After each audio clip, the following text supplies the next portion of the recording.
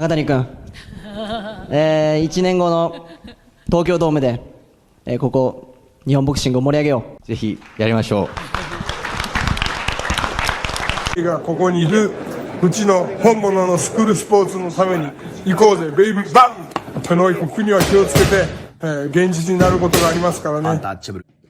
Alright, so I just got off doing a 3-hour live. If you guys didn't check it out, go watch it. You know, we talked about all kinds of stuff. But I was trying to go to sleep, and of course, when I want to go to sleep, Japan's in a whole other time zone. So one of the biggest stories in Japan in a long time is now upon us. It just happened, so that's why I'm here making this video. For those that know, for those that don't know, the Japanese Boxing Commission Awards, the JBC Awards, were going on. And obviously, when you have the JBC Awards going on, you're going to have all the stars of boxing in Japan there. And two of the biggest stars of boxing in Japan are Japan's favorite boxing son, the monster, Naoya Inoue, and Junto Nakatani. They're both there. And Inoue grabbed the microphone and he decided to challenge Junto Nakatani. And I have the quotes in front of me. Japanese translation to English isn't always the most accurate, so if any of my Japanese viewers do come across this that do speak English, if this translation is wrong, feel free to correct me in the comments down below. But the translation I have in front of me says that Inoue said the following to Junto Nakatani. He said, and I quote, "Let's have some fun at the Tokyo Dome in a year's time." And in the reply, Nakatani just simply said, "Yes, please." So very respectfully, the monster challenges Junto Nakatani for a fight at the Tokyo Dome. Now, we've talked about this fight plenty of times here on True School Sports. This is, for all intents and purposes, the Super Bowl of Japanese boxing. This is the World Cup of Japanese boxing. This is the Champions League final of Japanese boxing. It's a Stanley Cup of Japanese boxing. It's a massive fight for the country. And forget the country, it's a massive fight for boxing on the world level. Why? Because when you talk about the monster, Naoya Inoue, you're talking about one of the pound for pound and quite possibly the pound for pound best fighter in the world. And Junto Nakatani, he's on the pound for pound list as well. So this is a pound for pound fight. This fight has legacy implications, not just for Japan, but on the world level and on the pound for pound list. And it's a great fight for boxing, right? Obviously, on this particular channel, there's been a lot of talk about the monster coming to featherweight.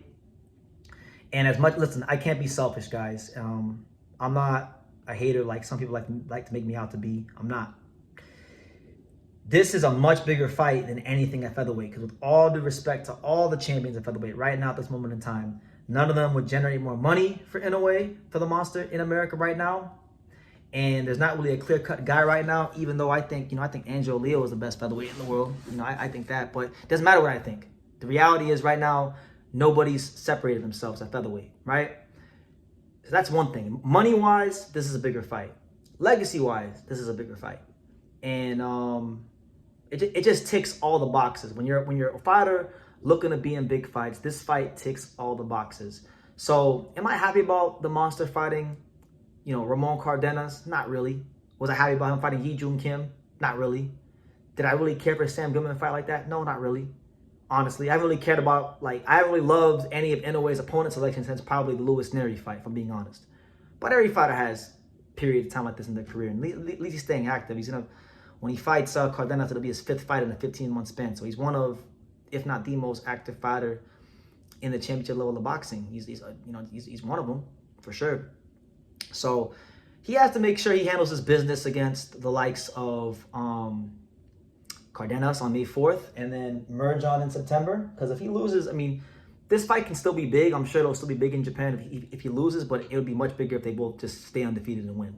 Just how it goes in boxing. Even though I know Japanese culture is different than America, it's just how it goes. I don't make the rules. It's just how it goes. People look at you differently when you're always winning, right?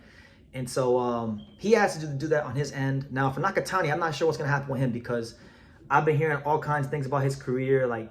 First, he was supposed to fight Ryosuke Nishida, the IBF Bantamweight champion, in a unification fight, because Nishida got in the ring after Junto Nakatani's last victory against David Cuellar? I think it was David Cuellar. I can't remember who he fought last. I think it was David Cuellar.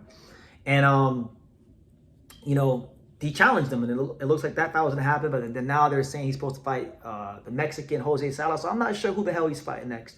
But one thing's for certain, all right. One thing's for sure, and two things for certain. Junto Nakatani is going to have to move up to super bantamweight at some point in time because the monster is at super bantamweight. So maybe he does one unification fight at bantamweight. Maybe he doesn't do any unification fights at bantamweight and just goes up to super bantamweight. I don't know what's going to happen with the next move in his career, but at least we know that we can rule out the monster fighting at featherweight, unless, of course, he wants to, do a couple fights, like do Cardenas, do the Merjan Akbadalia fight, and then he can go fight like Nick Ball and maybe beat him and then come down. I mean, there's all kind of scenarios, but I think if we're being objective and we're being realistic, he's gonna stay at 122, and I can't blame him. Selfishly, I like to see him go to featherweight because I really want to see the Angelo Leo fight. That's a fight I really want to see. But I'm not selfish. I'm not delusional. He's not a big guy. I've seen him in person. I've stood probably like 10 feet from him a couple times. He walked by me when he walked through the tunnel for the Yi Jun Kim fight. Very small guy. I seen him at Ohashi Boxing Gym when I went there one time. Very small guy.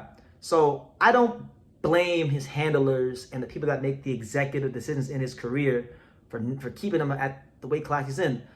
I just wish that after he beat the guys like Fulton, Tapala, and Neri, that there was more depth at 122. There isn't, so it is what it is. He has to take care of business, keep winning.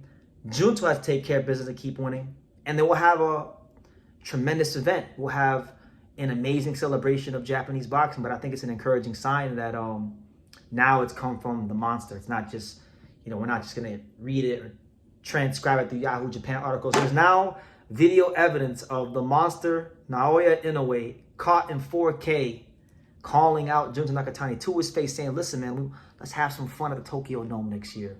And I like the fact that he said, I like that he said Tokyo Dome, because I've had some growing concerns with Turkey Al Sheikh and Riyadh season getting involved. They sponsor him now. At some point, he's going to fight in Saudi. I know Turkey wants to do the Junto fight.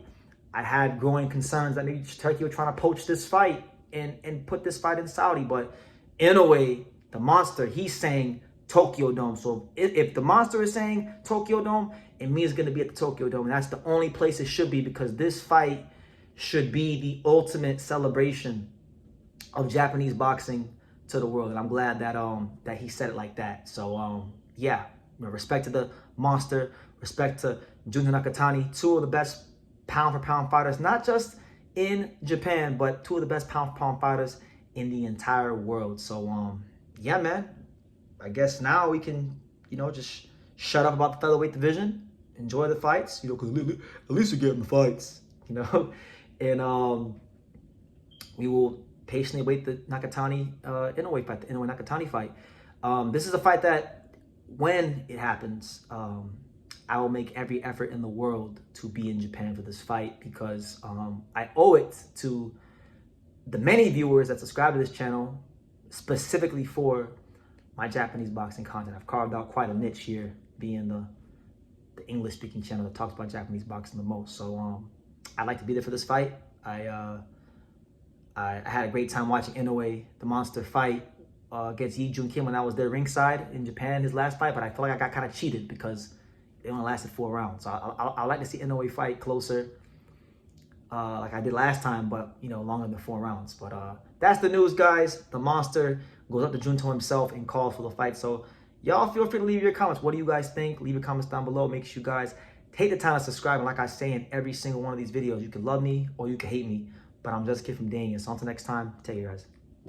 Thank you for watching another video on the untouchable True School Sports Empire. For more great boxing content just like this, make sure you guys click right over here. Keep watching my boy BT put on the best interviews out here.